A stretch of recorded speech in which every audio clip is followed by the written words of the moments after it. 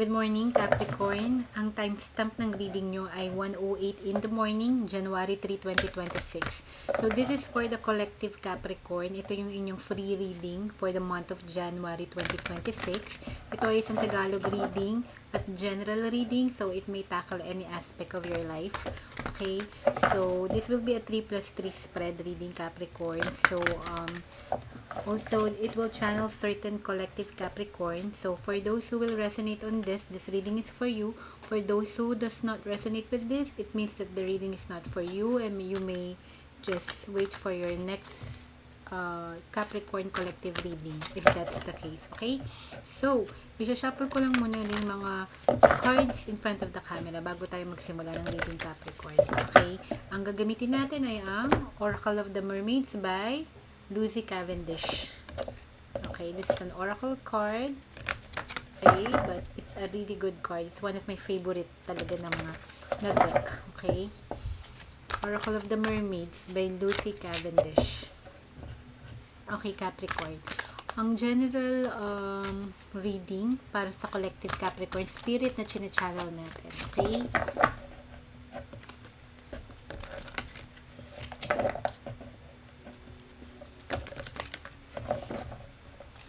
May you bring forth po, Spirit, sa ating collective Capricorn, ang mga gabay for January 2026. General reading, collective Capricorn spirits. Okay. So, let's begin. Collective reading, 3+3 card for Capricorn. First card, Capricorn, meron tayo ditong farewell to the moon. Okay? Appreciate and enjoy the lunar light and cycles. Mermaids to. Mga mermaids sila. That's your first card. Second card, Capricorn, the mirror.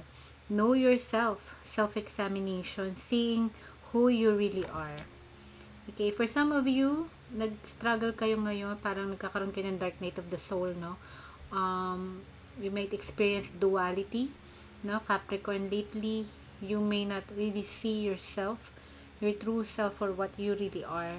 Maybe you got lost somewhere in the process, no, or during a transition you left your old self, no, and then there's a rebirth, and then for some of you, no, tinalikuran nyo yung dating kayo and you change yourself or reinvent, no. So it's encouraging you for the month of January, Capricorn, to look yourself, to deep dive into yourself, no, to know how well do you know yourself really, Capricorn. Okay? Kailangan nyo re-examine yung sarili nyo. Lately, maybe you got lost in the process dahil sa stress, dahil sa mga tribulations, dahil sa mga pagsubok, Capricorn, no? Okay, we forget who we really are. Yun ang sinasabi dito. So, whatever in transition na nangyari, o mga challenges na dumadating sa buhay natin, Capricorn, mga bagong simula, do not forget who you really are. Some people can force to change you. Some situation can force to change you. Ganun yun. Pero, is it really you? Yung essence mo. Okay? Huwag mong kalimutan. And then, meron ka ditong farewell to the moon. There will be things sa buhay mo, Capricorn, no? For the month of January, na kailangan mong i-close or i-wrap up at may mga bagong simula. So, for January, there will be endings and there will be beginnings para sa'yo. Okay? And also pay attention sa mga moon phases, no? It's really important na somehow you will be familiar kailan ng new moon, kailan ng full moon, you know, these things. Okay? Right.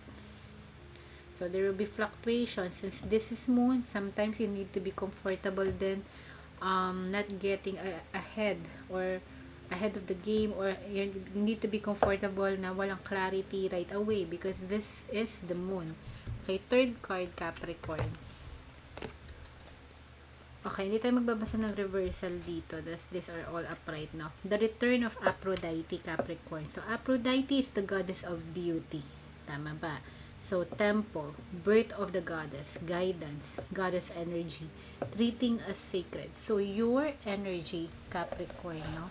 You need to, dito katamata dalawang dolphin, and then yung mermaid may hawak na ibon. Okay? Yan. Dalawang dolphin yung mermaid, may hawak na ibon. Tapos, ito yung babae na mermaid, nakatingin sa reflection niya sa tubig. Okay? And then, this one is a mermaid na babalutan siya lang basically ng, I think this is the moon. Nasa harap siya ng moon. At parang may, yeah, ang laki ng ano niya, oh, palikpik niya. Yeah? Okay, now, going back to the third card, Capricorn. Now, for the month of January, you need to focus on your physical and spiritual essence. Let's say, as a woman, okay, you need to parang itaas mo yung sarili mo sa pedestal. Don't let anyone, no, discourage you.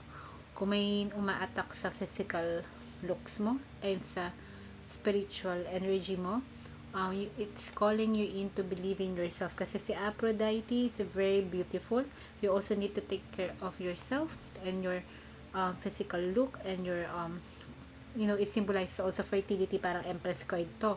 You are the goddess energy, no, treating as sacred. So treat your body as well, respect your body, no. If kailangan ng pahinga, you need to respect it. You need to respect also yung sensuality mo and your sexuality as well, no, kasi pag nandiyan ang Aphrodite, divine feminine energy, you need to look good, you need to feel good. Kailangan aragaan mo ang sarili mo, Capricorn. Okay? Kahit anong mo to, babae o lalaki to, okay? Now, fourth card, meron ka ditong may reflection na naman. Kanina, may mirror kayo, Capricorn. Ngayon, reflections. What you contemplate can actualize. These are manifestations. Reflections. Tingnan mo siya. Tinitingnan niya tong tubig. Reflection ng sarili niya. Okay? Kung ano yung pino-project mo, yun actually makukuha mo for January, Capricorn. So, guard your contemplate is the mind. So, guard your thoughts all the time, Capricorn. No? Make sure that it's always positive. Kasi if mas dominant yung negative thoughts mo, yun at yun ang mamamanifest mo. Magmamanifest ka ng scarcity, imamanifest mo yung poverty, kung daging ang mindset kulang ang pera, kung negative sa pag-ibig, yun at yun ang mamamanifest mo, magiging bigo ka sa pag-ibig. So, what you contemplate can actualize. Okay, kung anong iniisip mo, binabalik lang sa'yo ng universe. Ine-echo lang sa'yo ng universe. These are situations na paulit-ulit is because ganun ang tinuthrow out mo ng energy sa universe, Capricorn. And last is dreams. So, Capricorn, pay attention to your dreams. Okay? Visual dreaming, dream messages, and dream teaching. Okay? For some of you, baka panaginip kayo lately, no? So, these dreams are actually, tingnan mo to, madilim siya, no? Sa red ang background niya. Nung mermaid na to, hindi siya masyadong kita. So, it's, yung mga dreams niya is actually telling you messages, Capricorn. Yun ang sinasabi. For the month of January, it could mean like a guidance, a help, or a promise, no? Yung mga dreams na yan, na pwedeng mag-manifest for June 2026 also. So, pay attention to your dreams, no? Yun yung importante. Nung nasa surgery ako in the past, no, na naginip ako sa dog ko, naglalaro kami. And, few minutes after that, after pa sa surgery, nagising na ako from anesthesia kasi pinatulog ako. So, I vividly remember that dream. So, nag-astral travel ako nun kasi it felt real. No, nag-astral travel ako sometimes. So, alam ko kasama ko yung aso ko that time in other world. So, ganun. Pay attention to your dream. So, I'm not really separated to my dog. Kaya 3 araw ako nasa hospital that time. It's telling you something. Okay? So, Capricorn, this is a 10-minute reading.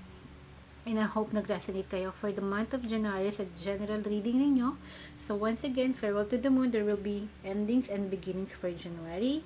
Okay, pay attention to yourself, self-care, kasi nandyan ang Aphrodite, nandyan ang mirror. Kilalanin mo yung sarili mo. You might lose along the process mga influences externally, no? So, be careful lang.